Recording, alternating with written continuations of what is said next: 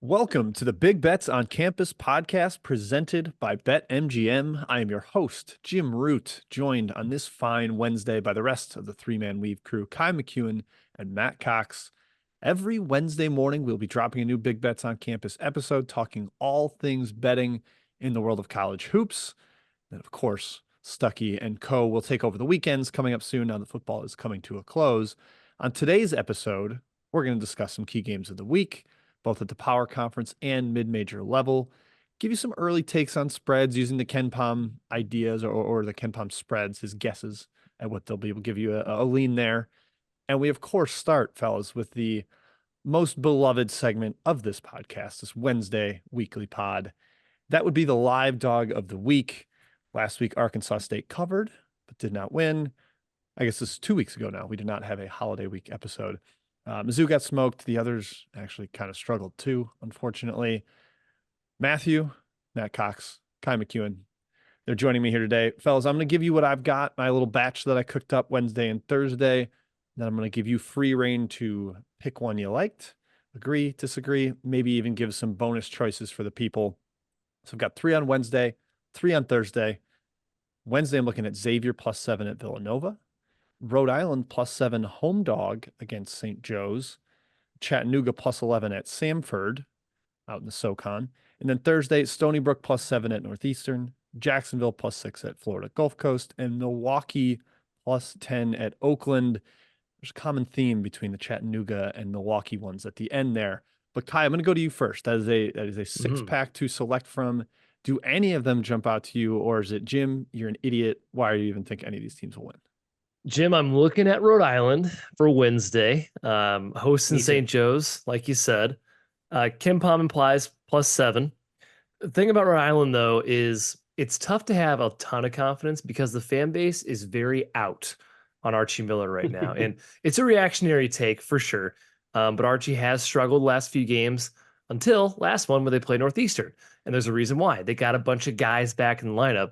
They got David Green eligible from Louisiana Tech, who is a game changer. I believe, and I think the fan base agrees as well. Fuchs back from injury, even maybe one other guy, Matthew. But the point is, Bilal from Wichita transfer. Yep. Point is much healthier. They switched the starting lineup up, brought Courtright off the bench. I think it's a better chemistry we're seeing from Rhode Island. It's one game, but I think they have a real puncher's chance, Matt, to take St. Joe's down. I agree, Kai. I will be fading the forums with you in terms of the forums fodder on selling this roadie team. I don't love what I've seen so far. I agree. I think there are brighter days ahead. And St. Joe, I think, has people enamored by their performances against Kentucky. But this team can play close to anyone. And I don't think on a conference roadie, kind of a weird spot in the schedule, that you're going to get an A+ St. Joe's effort. And we know a C+ effort is capable of losing at home to Texas A&M Commerce. I think you get closer to that end of the spectrum than you do the Kentucky effort in this one here, Jimbo. So I'm with you on roadie. Okay, yes, that is Wednesday night. Again, I very much like that one. I think Kai's point about the team being healthier. David Green, Kai, you mentioned game changer, had a really good debut. So it does look like that game changer will come to fruition. The other two I mentioned Wednesday, Villanova games are just very high variance because both teams take a ton of threes. We've seen them beat great teams. We've seen them lose to every Big Five foe that they've played. So they can play up, they can play down. Perhaps Xavier can get that one done. And then I mentioned the common thread between Chattanooga +11 on Wednesday and Milwaukee +10 on Thursday. These are teams that, well, they also played an overtime game against each other, but the true common thread is reinserting or inserting a key piece into the lineup. Chattanooga got Trey Bonham eligible, the former Dan Earl player at VMI who had a stop at Florida and now is with him at Chattanooga. He has been a difference maker, though they've played a difficult schedule since he got in there and haven't been great against the number. And that game could have really wild swings given how Samford plays up and down. And then Milwaukee got BJ Freeman back in the lineup. He was dominant against Wright State, 23-6-6 in a big win over the Raiders there. Milwaukee seems like a team that's really trending up, probably undervalued. Matt, can I sell you on either of those double-digit dogs? That, very notably, probably will not be that big of spreads when they actually come out. Yeah, I feel like the Milwaukee number is going to be hit down pretty heavily, and so you're not going to get that juicy +10 equivalent with the money line value. I like that angle, though. I think they definitely are a buy low. How they match up with Oakland zone TBD, especially with this kind of revamped version they're working with. They lost hockey pieces from last season. Freeman back helps. I'm riding with you tentatively, Jim, on Milwaukee of these three. Yeah, I kind of agree too, Jim, with Milwaukee. Markeith Browning got kicked off the team. That appears to be a positive chemistry wise. And Bart Lundy was basically, their coach was basically like, we're done losing. We're going to win. I guarantee it. And he's a good coach. I believe him. They've looked a lot better. I do lean your way there. Yeah, Chattanooga, they should be better. They've been horrible. Even with Bonham in the lineup, they've been like meh. So I'm hoping they get back on track. 11's a lot of points. Yeah, that's one where I think they just lost by 45 or something at Auburn, 35. Might have actually created some value in the market because look, nobody wins at Auburn. They blow out mid-major teams constantly there in the jungle. Now maybe Chattanooga's ratings a little lower, and with Bonham in there, I think at least they cover at Samford. If it's double digits, I will be betting Chattanooga, no question. Yeah, I just hate fading Samford at home. It's not fun either. It's not the jungle good, but it's very good.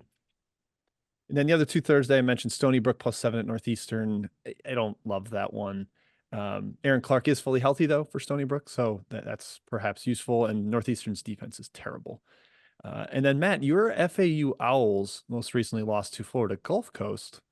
Any chance of a hangover for Gulf Coast at home hosting Jacksonville, who we know is better against their own level of competition?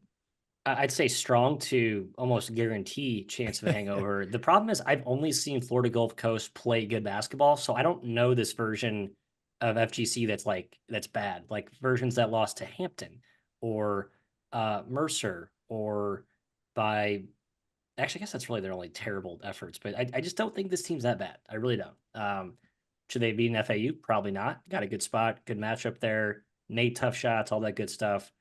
It's a team that's on my no bet list, Jim, either way. So I kind of have them off the just weird. Two of their best players are still out. Right. And so Thompson that's and Johnston, part of it too. Yeah, who knows? Plus we're like their theoretical best big man's out for the seasons. Like they've kind of, injuries have been picking them off, and the shot quality score on that FAU game had them losing by like 14, which I sort of agreed with. Zach Anderson was making just like insane fadeaway mid-rangers. So yeah, I buy it. Yep. All right, let's do, well, I guess I'll open it up to you guys. Anything I missed or ones you did not see in my slate that you actually like quite a bit as a potential outright dog? Kai, what about you? Can I tempt you with Arizona State hosting Utah? About a +7 point spread. The Sun Devils 2-0 in the Pac-12. Little confidence here. Going back home, I think it's a decent home court. It's not amazing. It's not a Utah home court. The curtain of distraction. And you're catching Utah on the road. Second true road game. They did beat St. Mary's in their first true road game, so they can play on the road. I think they're way better than ASU, but I can see the Sun Devils pulling a knockout punch and take down Utah here. Yeah, ASU's wild. I believe they are, like you said, Kai, they're 2-0 in the Pac-12, but they have trailed for like 77 of the 80 minutes that they have played. Furious comeback at Stanford, furious comeback at Cal after trailing the entire game in both of them. We'll see if that keeps going there. We'll talk conference futures in the spotlight section later. Arizona State, a very interesting price given their 2-0 start. Matthew, any other teams for you you're looking at in the outright dog spot? Yeah, I'm taking the Golden Hurricane singular of Tulsa on Thursday. They're hosting a team called Memphis, who's gotten a lot of hubbub recently because they're playing good basketball. But Memphis away from their home gym this year has been very good. However, playing Texas A&M shorthanded and VCU before VCU got good makes me a little bit skeptical that this team's actually as awesome on the road as they have shown resume-wise. And they did beat your Mizzou Tigers pretty handily. That was early in the year, though, when Mizzou wasn't very good at all. All that's to say is I kind of like this Tulsa team, and I think at home they're going to be a feisty dog, and we'll get plenty of value at like +9, hopefully +8, playing 2-3 to 1 there. Yeah, I like Eric Conklin and the boys at home. 11, so you get pretty good price there. And you're hoping Keaston Willis, a key guard for Tulsa, is back for league play. Unclear what his status is, but he followed Eric Conkle from Louisiana Tech, so a very important transfer because he's familiar with his coach. So interesting little dart throw there, Matthias. Let's go to our next section. That would be quick recap of what we're going with. I am taking Rhode Island and Jacksonville, looking for that FGCU hangover, and I'll be betting the spreads on Chattanooga and Milwaukee. Matt, who are you taking? Rhodey for sure. I'll ride with you on Milwaukee. Maybe better to take spread. I'll take money line there, though. I think that's a good money line, high variance team. And then Tulsa.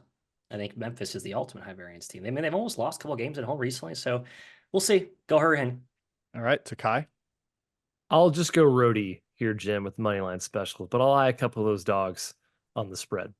Kai's so conservative. He doesn't want to give out too much here. Come on. Yeah. All right. Okay. Now we move to Blowout City, looking for a big favorite or two that are going to take care of business this week. 2 weeks ago, Iowa could not quite get it done against UMBC, and then a week later they smoked Northern Illinois. That's when we wish we could have given that one out. And Iowa State got it done against Eastern Illinois, winning by 32, barely outpacing even the closing line of about 30.5 on that one. All right, got 2 spots circled here. First one is Wednesday night, Chicago State headed to Oklahoma State. I will say, Matthew, I don't love Oklahoma State as a big favorite. I kind of like Chicago State as a feisty dog, but the Cougars are playing back-to-back. The Tuesday night game at Kansas State, have to immediately turn around and go to another Big 12 venue in Oklahoma State. Do the Cowboys care enough? We'll see. What do you think of this one? KenPom has it 16 for Wednesday night. Yeah, I mean, Chicago State, I think, just plays by a whole different set of rules. Like, we've seen them cover in insane travel situations the last 2 years under Gillian, and they're probably better this year. Just you get an extra year of Cardette, and the supporting cast is slightly improved. A little worried about Oklahoma State. They're young. I think they sleepwalk for this game. Spot's terrible, so I disavow this Blowout City angle, Jim.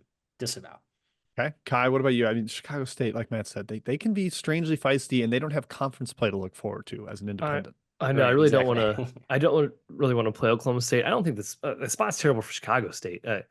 Right? They play at 7 p.m. in the Octagon of Doom, and then they're getting on a bus, presumably, and heading down to Stillwater, which I assume is like a 5-hour drive. I'm not sure, 4.5 hour drive, whatever. But this team is pretty much an AAU team, so I don't know if it's going to affect them too much. I think I'm just going to stay away completely from this one, Jim. Hi, 214 miles apart is my exact. Oh, that's not that bad, actually. Okay. That's way shorter. Yep, there you go. Pepperdine at Gonzaga on Thursday night is my other one I'm looking at. Gonzaga has had a week to stew over a home loss to San Diego State, a rare non-conference home loss at the Kennel for Gonzaga. They've covered the last 2 at home against Pepperdine, and really in their last 3 at home, they've scored 117, 111, and 95 on the Waves. They have taken them to the woodshed. However, Kai, this is a little bit of a slower, more methodical Pepperdine team. They're not playing track meets as much. They play through their front court, especially with Jevin Porter, younger brother of Michael Porter Jr., back in the lineup.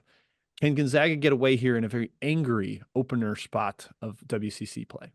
I don't think I feel confident taking either side, to be honest. Gonzaga has not looked like Gonzaga, obviously.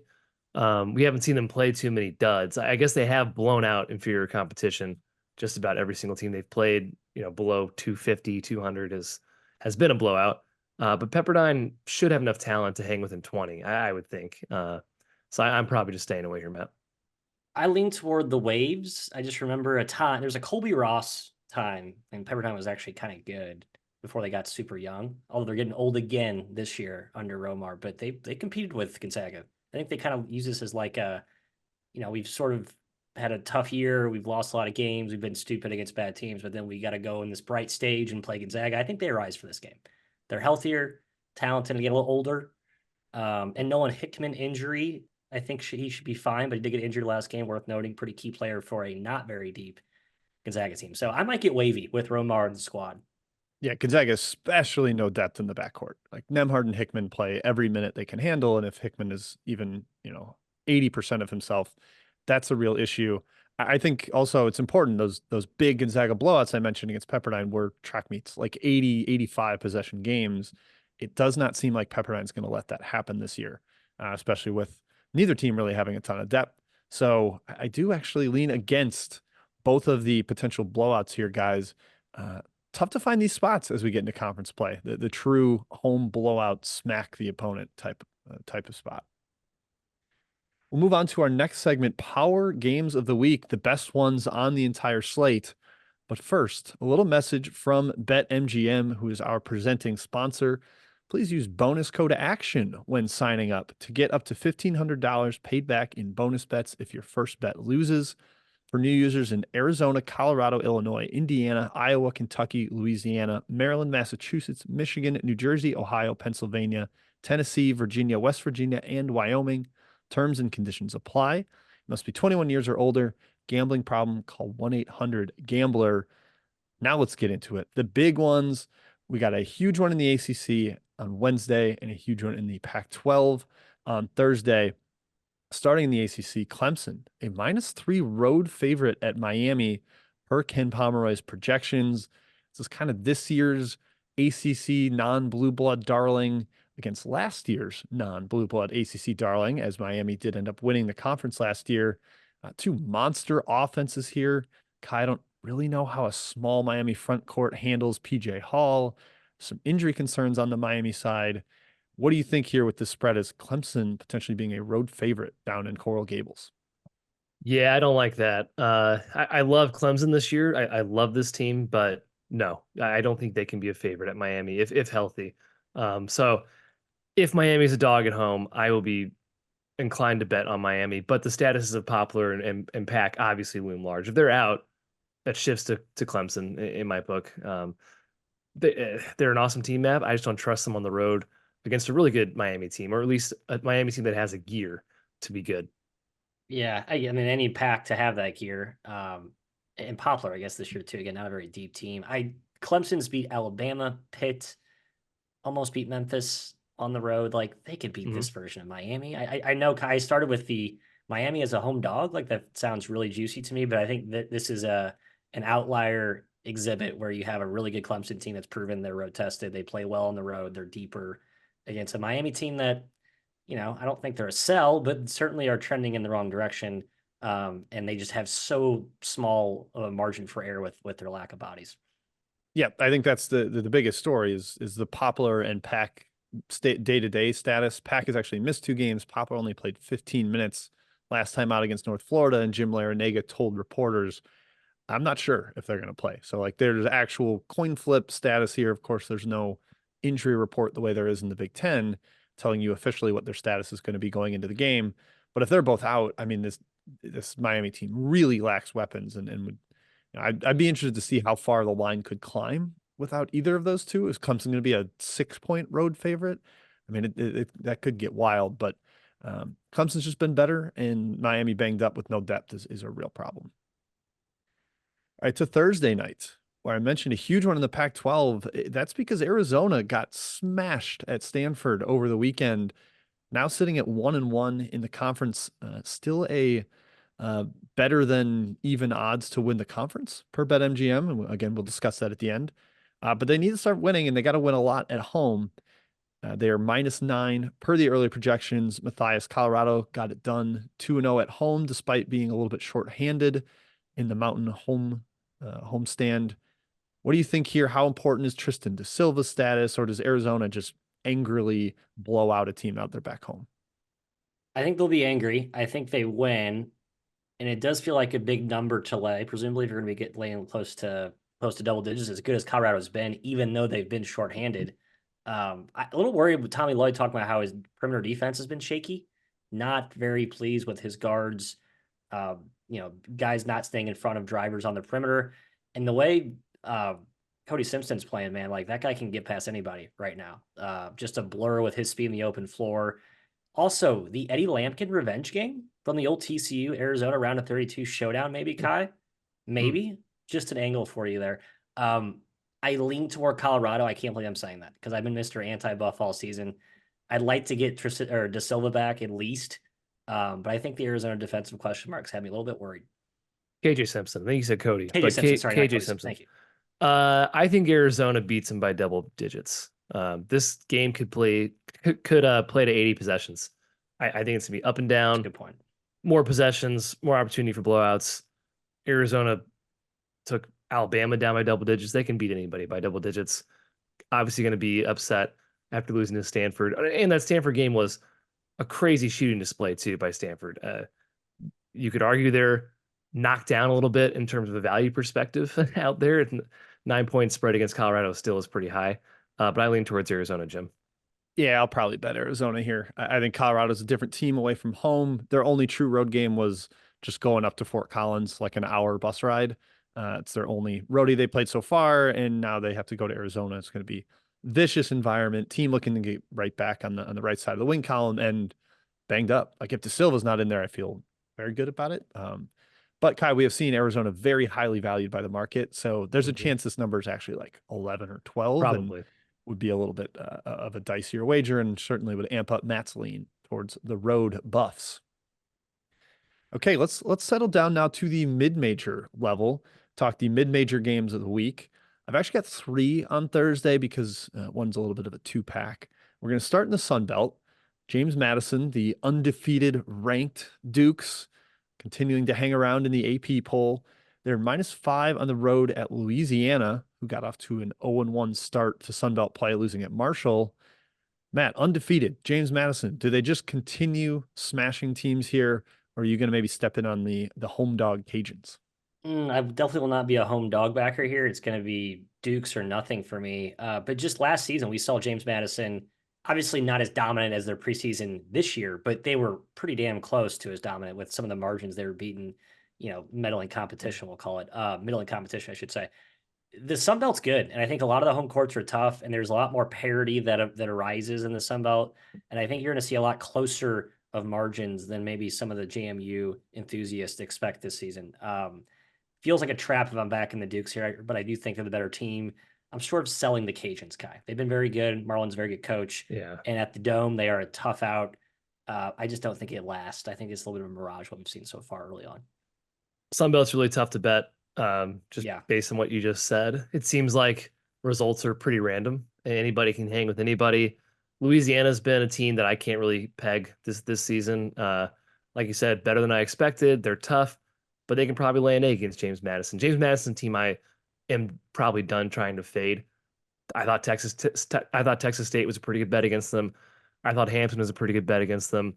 And even when they look dead to rights, boom, they go on a huge run with their incredible offense and put everything to bed. So I'm staying clear away from this game, Jim. Yeah, JMU is up there even with some of the best power conference teams in terms of spurtability. The way they can go 15-0 on you in 3 minutes, and you're just like, whoa, this game. I looked at my score app 5 minutes ago and had a chance, and now I'm completely buried trying to fade them. That is scary. Louisiana's played a kind of a crazy schedule, tons of road games, only 3 home games so far. One was against a non-D1 team, so perhaps home opener in league play, you get a really good home run effort, but I'm not willing to bet against the Dukes either. I think that one's scary. So next up, at Colonial, no longer, the Coastal Athletic Association, a 2-pack here. And I want to talk both games, guys, because all 4 teams involved sit between 110 and 122 per KenPom's national rankings. They're the very likely winners of the league. It's very, very likely the winner comes out of this group. Got UNC Wilmington headed to Drexel, where the Dragons are a 3-point home favorite. And then Charleston heading to Hofstra, the Pride, a 5-point home favorite. Matt, I'll go to you first. Which one of these games jumps out to you most? Do you have a betting angle you like on either one? What are you looking at here in the Coastal Athletic Association?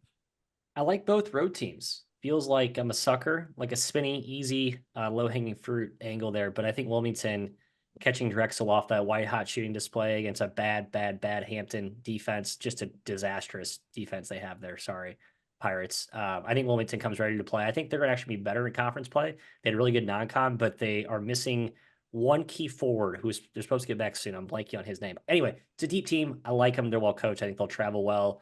And then Charleston, they've been awesome at home. They've been awesome pretty much all over the place. And they've got some good guys emerging in their rotation. I think it took Pat Kelsey a week or two early on in the year to kind of figure out who's going to be his primary horses. But they have a real rim protector up front emerging, and Scott, I think he's a big difference maker. So sorry, Speedy, I'll be fading you as well. Both road teams for me. Yep, I like Wilmington a lot. Takeo Siddle has dominated this conference last couple of years. Been very impressed with him. Drexel, I think, is a bit overrated. They're really good. I thought they'd be good in the preseason as well. Their defense is incredible, but the offensive display they showed last game was way above their heads. Leaning towards Wilmington there. I lean towards Charleston, Jim, but Hofstra is very good. I would be a little nervous fading them. 5 points is probably too much. Would lean towards the Cougars. Yeah, decent chance I end up having Wilmington favored on the road there against Drexel. I'm just really not sold on them. They're super reliant on Justin Moore in the backcourt, and that man is as erratic as it gets at this level. I mean, the rest of their team's fairly steady, but Moore can turn the ball over 8 times, or he can have a virtuoso performance. I just trust Wilmington's guards way, way more. So I'll be riding the Seahawks as well. That makes it a 3-for-3. We all like the road Seahawks in that one. And then the other game, Charleston's hard to figure out. Been one of the a very bad 3-point shooting team all year. And we truly believe that they've got good shooters, but they haven't been able to show it so far.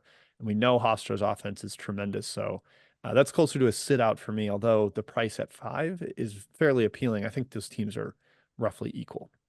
Remember, Hofstra beat Charleston at Charleston last year, right? That was one of their only 2 conference losses, and only 2 losses until the tournament. Yep, ended Revenge. up Revenge. costing, or they ended up had a share of the that's right, the regular season title, and Hofstra got the 1 seed due to that tiebreaker. So maybe some revenge angle cooked up in there. All right, now the trash man pick of the week. We go from good to bad here. Power conference games, mid-major games. Now the trash man pick of the week. Last week, Marist and Notre Dame, 116 total points. Marist barely covers, losing by 4. Now we're going to the Patriot, and fellas, we'll try not to pick on the Patriot League too much this year, but it will be in this section more than once. There are some bad squads out there, some slow squads, some horrendous offenses, and this matchup fits the bill. Army, they are a 1-point dog at Lafayette. Both these offenses are in the bottom 5 nationally per KenPom. 119 points projected in this one. Only 2 combined D1 wins between the 2 teams here. It's ugly, Kai. Do you have a betting angle, or is this a stay away because they're trash? Man, I guess I lean towards Army. Lafayette's been truly terrible. They scored 0.56 points per possession against Richmond. They scored 38 points. I was on the under that game, so appreciated it. They've scored over 1 point per possession twice against D1 teams this year. Just really anemic. Army, look, they're not a very good team, but sometimes they can score. You saw that game against Indiana. They take a ton of threes, a lot of variance there. They have a couple talented players. Josh Scovins has been pretty darn good the last couple of games. So I think Army's got the better team here. I'm not scared of Lafayette's offense. I'm leaning towards Army.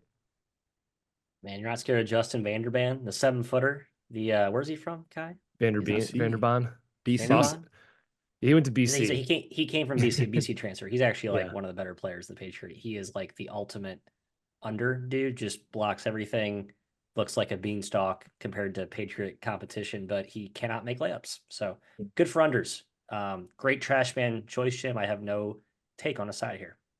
Yeah, just looking at it, I thought Army, because I think they've just had more flashes, as Kai referred to. Super young team. They're playing a lot of freshmen, or at least key freshmen in key roles.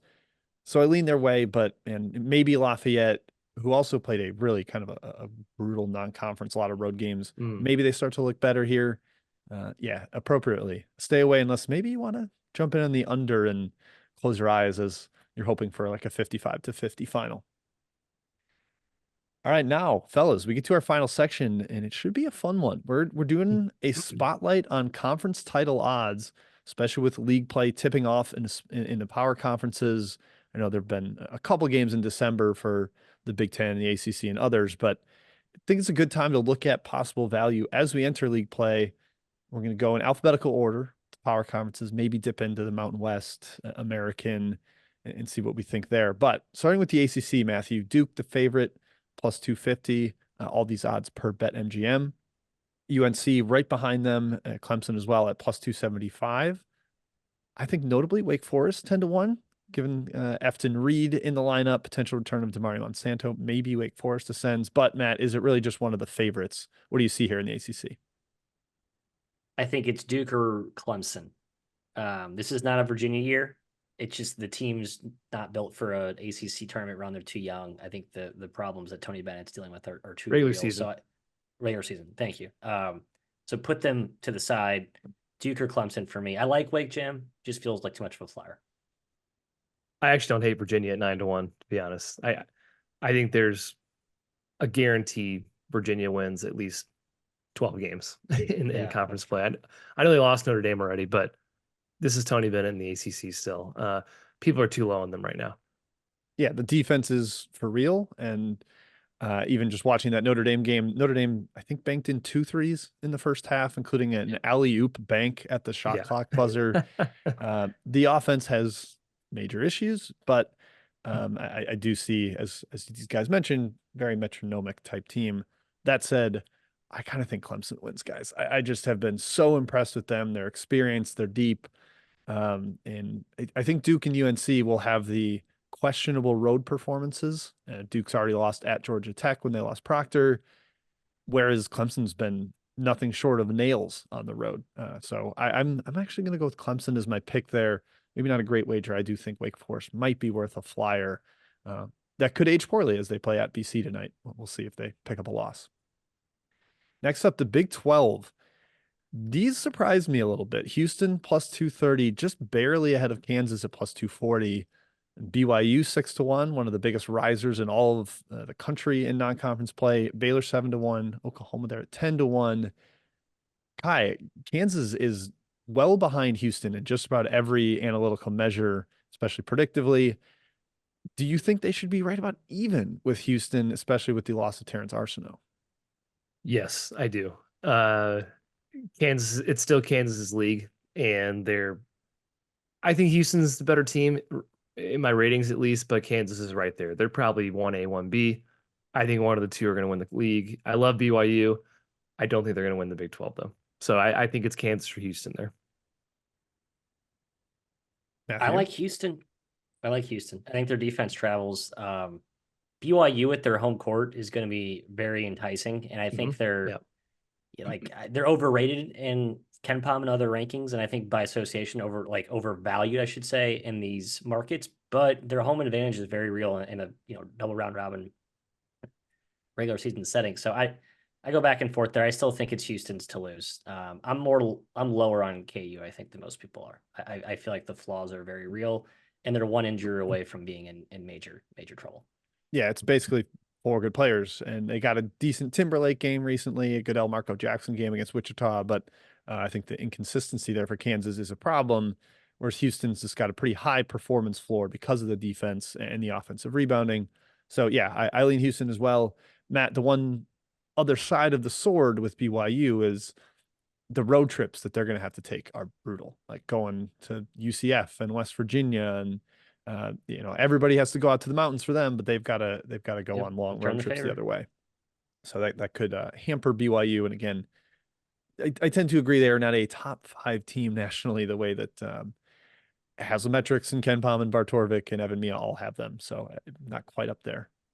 13-5 projection for KenPom for BYU. That seems too rich. I think they lose 7 games in conference. Yeah, that seems reasonable. 11-7. All right, to the Big East, where you got 2 co-favorites, UConn and Marquette, both at the top at plus 200. Villanova at plus 275, mostly because they have already won 2 road games, including at Creighton. That is a major, major boost. And speaking of Creighton, they are 7-1, sitting at 0-2 in the league, heading to Georgetown tonight as we record this on Tuesday, potentially picking one up there. Notable odds here: Providence 10-1, the team that never loses at home. And then St. John's 25-1, trending up. They played UConn super close on the road. Perhaps Pitino has gotten things figured out. Kai, any pick for you in the Big East? No, good luck with this league. I think there's half the league can win it, pretty much. I think it's going to be UConn or Marquette. So I agree with the favorites. Villanova could hang on, and of course, you like going with the team that's 2-0 already. I don't see Providence hanging on. Their offense is not good enough. A flyer doesn't really entice me here. So I think it's UConn or Marquette. And again, I don't have a big preference there. Yeah, coming into the year, it was okay. The top 3 is head and shoulders above Marquette, UConn, Creighton. And now, Matt, can I tempt you with Creighton at 7-1 at the base of their value? Okay, I am tempted. I think it's my favorite buy low of the bunch. Again, super. I mean, they're going to defend home, I think, consistently throughout conference play. I know they already took one to Nova there, but I think that'll age as a fluke. And I think their perimeter issues, how they don't have any quickness and how they can't always guard people, they're too shot making reliant. I think that's going to even itself out. I trust McDermott too much. I trust the talent there. I trust the experience. So yeah, I think Creighton. This is good time to buy low. Creighton in all markets, titles, conference, betting, game to game. The jump shooting Jays are not going anywhere. Yeah, I tend to agree, Matt. They lost at Marquette, which even if you're betting on them to win the league in preseason, you're expecting a loss there. Yep. So they're only a little below what you'd expect them to be because of that home loss to Nova. I think they're going to find a way to make up for that on the road. I don't think they'll win. Again, they're plus 700, but I think it's a decent odds bet considering where we value them in the preseason. And I'm not faulting them for losing at Marquette. All right, so the Big Ten, maybe this one's going to be quick. Purdue minus 200, the heavy favorite. Wisconsin next up at 8-1. Michigan State 12-1. And fellas, Illinois 14-1. That is an insane price if Terrence Shannon ever plays again. Of course, he is suspended indefinitely due to a rape accusation from back in September. So probably unlikely to ever play and would explain the odds. But Kai, is this just Purdue, even though they already have a loss in the league play? I'd be shocked if Purdue does not win the Big Ten. So that makes sense. Minus 200 is not really a price I'm looking to lay in conference futures. You're right, Illinois. That's obviously the best bet on here if we knew Shannon's future. I don't hate Wisconsin at 8-1. I think they're maybe the second best team in the league. And if you're looking for something that's not minus 200, that might not be a bad way to go. Yeah, Purdue also has the 9th hardest schedule per KenPom's conference strength of schedule rating. Very handy tool that he has. Imbalanced schedule, you got to look at that for. I believe that's only the games they have already played already. That is not that's projected. To date. That's right. Yep. Okay, yep. I should have gone through and made my little heat map thing. I apologize. I kind of like Sparty. I think Sparty's gonna do the classic Sparty thing this year. So 0-2 already though in the league. Yeah, but Purdue's 1-1. So I feel like it kind of. I think if Purdue's the favorite you're chasing, Purdue, I think, has already shown some vulnerability, at least in conference matchups. So, yeah, I think the value is there for Sparty. Yeah, I'm not touching anything besides Purdue. I think they end up Ken Palmer projects them 16-4. I think they go 16-4 and are just fine to run away with that league. Wisconsin, maybe the Virginia of the Big Ten, but I'm not going to get there with them. Yeah, it's a good point. Wisconsin got a solid look for me, too. All right, to the Pac-12. I mentioned Arizona took the loss at Stanford. They still are minus 150 atop the league, taking on Colorado this week, who is second in the odds at plus 400, followed by fellow 2-0 Mountain team Utah at 5-1. Matt, they're starting to get a little bit from Davon Smith. How about that? And then Oregon 12-1. Notably, Arizona State 2-0 on the road already, 100-1 to win the league. Kai, are you gonna look at Mr. Hurley and go for that miracle? I mean, I might take 100-1, but it'd be kind of like Purdue. It would shock me if Arizona did not win the Pac-12. I just don't think Utah and Colorado have it from a road perspective. I think Oregon's depth has to catch up with them at some point, and they're going to get caught in a game or two. Arizona State's honestly not very good, but again, 100-1. So I think it's Arizona's bet still. And again, minus 150 reflects that line of thinking. Yeah, I agree. I mean, Arizona lost 6 games last year in conference, and they did not have to make the mountain trip, which I believe they do this year. So I don't have a hot take here, Jim, other than I think Arizona is actually not a great bet. That's all I have to offer. Maybe would lean Oregon at 12-1 could get healthy down the stretch. Altman, kind of a late March surge, but that's it. Yeah, there are reports now that Biddle could come back a lot sooner than expected. Like he was maybe going to be out for the year, and his scans looked a lot better. Dante could come back, and Shellstad has become a true star in the backcourt. So I am a little bit intrigued by 2-0 Oregon at 12-1, having already beat the California schools. I'm with these guys. Arizona, not much value at minus 150. The likely winner, but 1-1 with that mountain road trip. I don't think you should bet them. The SEC, the most parity you'll find in any of these conference odds, Tennessee and Auburn sharing the top spot at 3-1, Kentucky Big Blue Nation at 5-1, Alabama 6-1, which is a little surprising given that they are the highest ranked team in all of the metrics and there's been no SEC games played. So it's not like they're buried by an 0-2 start or anything. Notable long shots here. Mississippi State 14-1 with Tolu Smith back. Ole Miss is undefeated. They have Chris Beard. They're 25-1. Matt, what direction are you looking at in the SEC? I feel like there's a lot of takes to be had on this one. What's Florida at again? I love 10-1, 12. right? 12. Yeah. I had Florida looking at 15, but 12 is a little too low. It did crapshoot. I lean Bama with that price.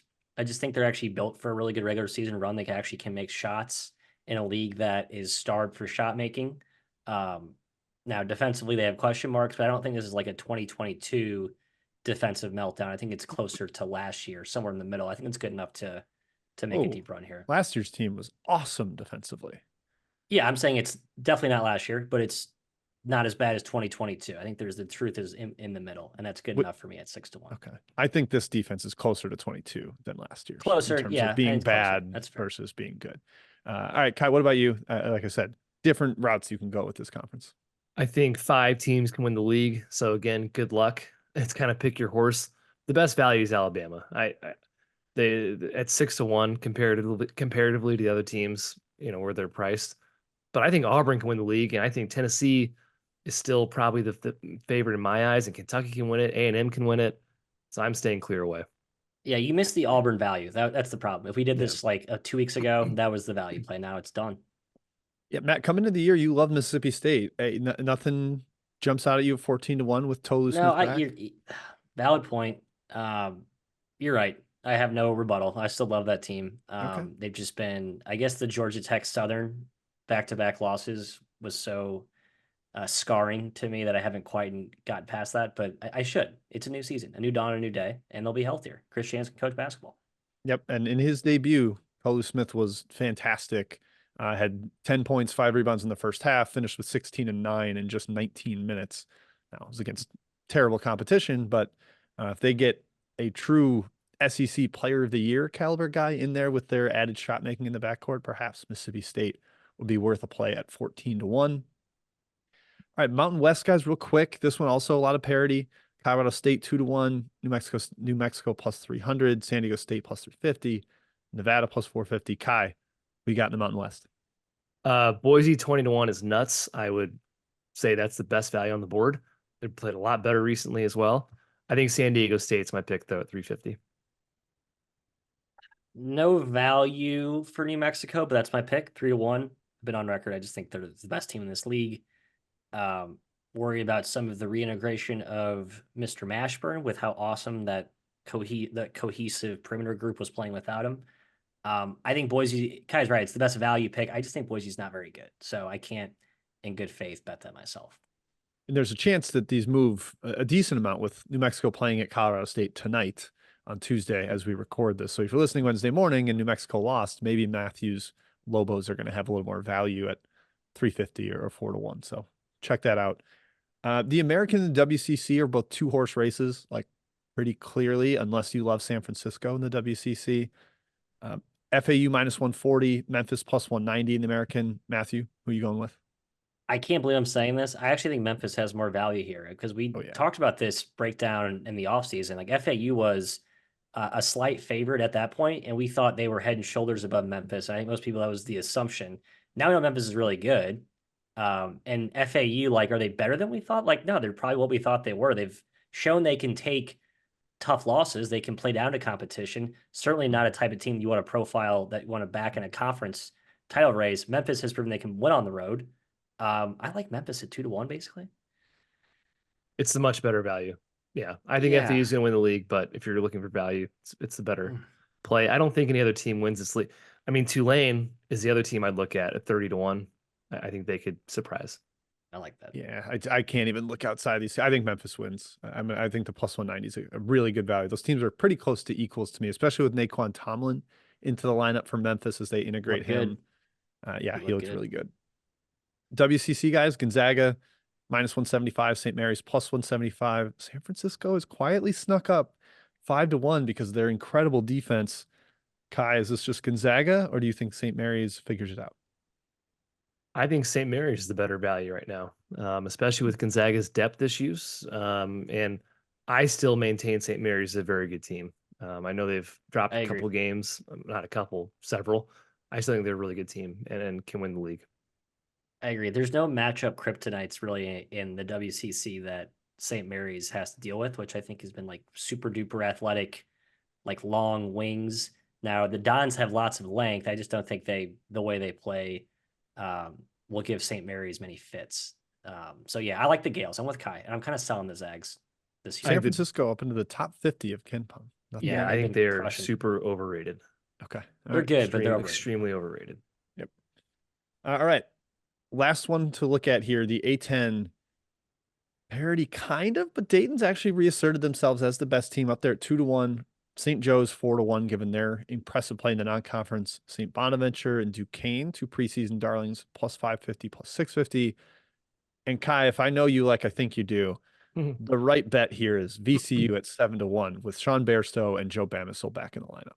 Yeah, I mean Dayton's been incredible recently, but VCU is the best bet on the board. Absolutely. Bairstow changes them. Bamisile already changed them. This team is going to be legit over the next few weeks. Matthew, thoughts? I think I agree. I'm actually a little higher on Dayton than most people are. 2-1 doesn't feel like there's a lot of value there, but I still think they are the best team by not a substantial margin, but they are on their own tier. And I just don't trust St. Joe as much regular season. I don't really trust St. Bonnie. Now they look really good. I just still don't think they're as good as their analytic profile indicates, talent-wise, as good as Mark Schmidt is. I love the Dukes. I can't quite get there. VCU is the best value play. I think I'd still take Dayton at 2-1. They look really good right now. They're shooting the crap out of the ball. Great. Actually, yeah. Yep. I think VCU is the bet if you want to get in on this, just because they are undervalued from an analytical perspective. Bairstow played for their coach Ryan Odom at Utah State, so easy integration there coming off his injury. I also kind of like George Mason down at 20-1 or 25-1. Yep. But it's likely going to come down to Dayton or VCU if you ask me. And 7-1, not bad odds there for the Rams. All right, fellas, that wraps it up. That is our check-in on conference odds. There's some mid-major stuff out there too. BetMGM has odds on every league. So if you want to dive in and try to find some mid-major value, there is some out there, but we're at a time where we're not going to bore you with all that. So thank you for tuning into Big Bets on Campus this week. Shout out to BetMGM, our lovely loyal sponsor. See you back here next week, Wednesday morning on the Big Bets on Campus feed. We have the 3-man weave. Enjoy hoops this week.